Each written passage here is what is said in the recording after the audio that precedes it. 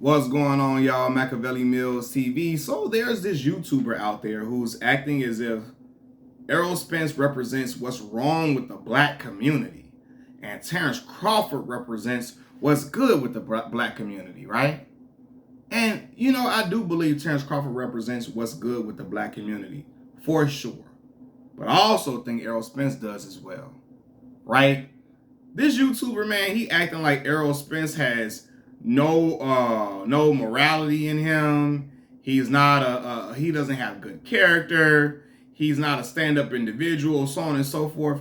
And this shit is really getting on my nerves. This shit is really getting ridiculous, dog. It's getting ridiculous. Like for me, man, like when I hear that, all I hear is the dude just do not like Errol Spence at all. Because Errol Spence, like Terrence Crawford, is a father. He's a black man who is, for real, who I really see represent black fatherhood in a great way. He's always on code with black people when it comes to certain messages that our people are trying to relay. He's always on code with black movements, unlike great champions like Floyd Mayweather Jr., right? Floyd always is throwing the black community under the bus to be sitting next to Warren Buffett, to be sitting next to these elites, snuggled up, nestled up under them. He was always throwing,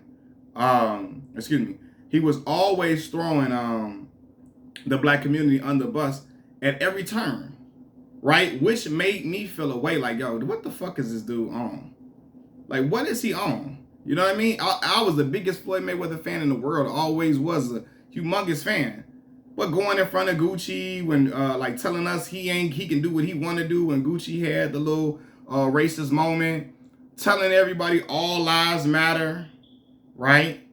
Throwing a black talking about ain't no Black Lives Matter. Colin Kaepernick needs to be worried about being a starter. All this always off code with black folks. Every chance he could get. Errol Spence never had none of that in him, right? He was never an ignorant person acting obnoxious, jumping around, saying ignorant stuff on the microphone, being what's the word I'm looking for? Being abrasive, being absolutely just out of line like Adrian Broner was. He was never doing none of those things, right? Just was a real chill, cool, calm, collected individual, right? Now you got, he said certain stuff about Terrence Crawford. He was talking mess about Terrence trash and Crawford for years. Are y'all crazy? Like, I don't think y'all know. If y'all when you see stuff, you only see it one-sided. Yeah, I saw Errol Spence saying stuff about Terrence Crawford. Yeah, I saw him saying stuff about Bomac. But did y'all see the stuff Bomac was saying about Errol for years? Telling him a drunk ain't shit. He a drunk. He was saying Bomac. This is Bomac. Bomac saying a drunk ain't shit about Errol. Basically saying Errol was living check to check. He was saying he'd never buy Errol Spence fights. He only streaming it. You had Bernie the boxer saying that Errol Spence was gay. That's Terrence Crawford's right hand man, right? You had Bomac saying Errol wasn't shit of a fighter. All of that. And so, as a man, you think he's supposed to just sit back and just be cool? Hell no. You had Terrence Crawford getting in the water. Errol, where your whole ass at? Calling him a hoe, telling him take your panties off. So of course that man gonna be disrespectful. He a man, ain't he? He's a man, ain't he? He gonna defend himself. He gonna defend his honor, and he gonna stand down on what he believes.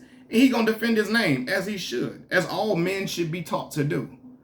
Right? I see people saying, "Well, he was too cocky. Errol was too arrogant." Like what are we talking about? When have you ever seen Errol arrogant unless it's in the form of competition? When he's talking shit to another fighter, which he really rarely did, unless it was Terrence Crawford and you saw it against Sean Porter. But other than that, you really ain't seen, or when he went against Kell Brook, when he went to the UK. Other than that's 3 fights. Other than that, Errol ain't never been belligerent to opponents for real. He's never been obnoxious. You know what I mean? So it's like, where are you getting this from? And people like, well, you look at you trying to talk mess. Yo, this is boxing, dog. And boxing, people are going to talk with a competitive spirit. They're going to say a person can't fuck with them. Because to be a top-tier athlete, you have to believe those things, especially in a gladiator sport like boxing. You can't go into the ring thinking this guy going to beat you, that guy going to beat you. That should not be a thing for you. It should not. Okay? If you think like that, you're not gonna last very long in the sport.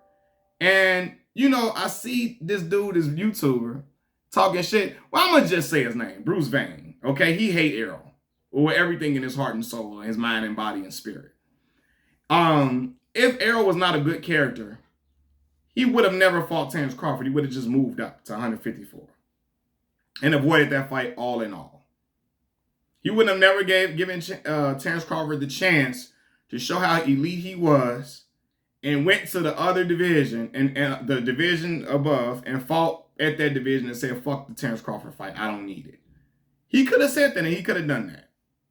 But he didn't. He went and fought that brother. You know what I mean? And Terrence Crawford showed that he was elite and great.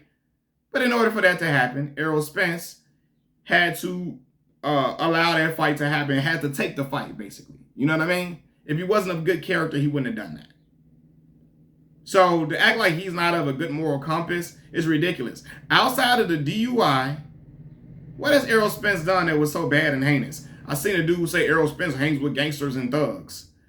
But on the same breath, people admire Terrence Crawford for being this street dude. They admire Terrence Crawford for being this real street dude from Nebraska. They admire how he was running the streets. And they was using this point of him getting, because they were like, well, y'all Errol Spence fans love to talk about the car accident as a bragging point. But they love talking about Terrence Bud Crawford being shot in the streets as a bragging point, as a selling point. So how you gonna say, well, Errol Spence hangs with gangsters and thugs because he cook it with Yellow Beezy? You know what I'm saying? And then on the other breath, Terrence Crawford, he ran the streets. He really a street dude. He really out here in the streets. He really was a street soldier. What do we get? What? Like, come on. That don't even make sense. You're contradicting yourself, brother. Contradicting yourself at his finest. I'm sorry. But yeah, I see Errol Spence always with his father. With his father by his side, right behind him. Came from a great household. I never seen him disgrace the name of black people. I never seen him disgrace the image of black American citizens. I never seen him do that. I never seen him besmirch our community in any way or any fashion. Because a lot of the elites in the world, the upper elites, a lot of them get DUIs. A lot of them do worse than get DUIs as well. I never seen that from Errol. I never seen him say obnoxious, ignorant things to anybody. I seen him stand up for black folks. That's why you see he got the Khalid Muhammad tattoo on him. Even when Bomac said he not buying an Errol Spence fight, he only streaming it. They asked Errol Spence, are you going to stream Terrence Crawford fight? He said, no, I support black fighters. He went and told Oscar De La Hoya, you don't treat black fighters well, brother.